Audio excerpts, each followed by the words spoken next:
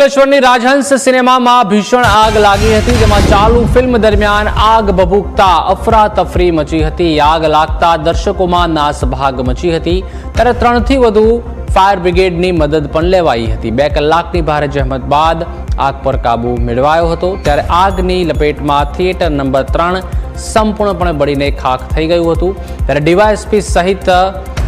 GIDC પોલીસની team ઘટના સ્થળે પહોંચી હતી। અમે લોકો મૂવી જોવા માટે આવેલા હતા અને તે ગાડી પાછળની સાઈડ આગ લાગી સ્ક્રીન નંબર 3 ની અંદર અને અમે પાછળ જોયું તો આગ લાગેલી હતી, તો અમે ત્યાંથી બહાર નીકળી આવ્યા અને અમે ત્યાંના સ્ટાફ મેમ્બર્સને વાત કરી તો સ્ટાફ મેમ્બર્સે તે ગાડી મતલબ કે શું કહેવાય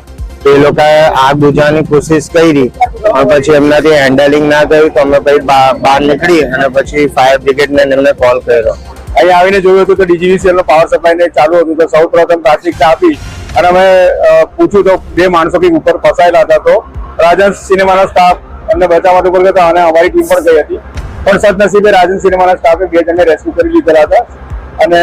ત્યારબાદ ડીજીવીસીએલને તરત રિસ્પોન્સ મળતા પાવર સપ્લાય કટ થતા અમારી ટીમે તરત ફાયર ફાઇટિંગ ચાલુ કરી।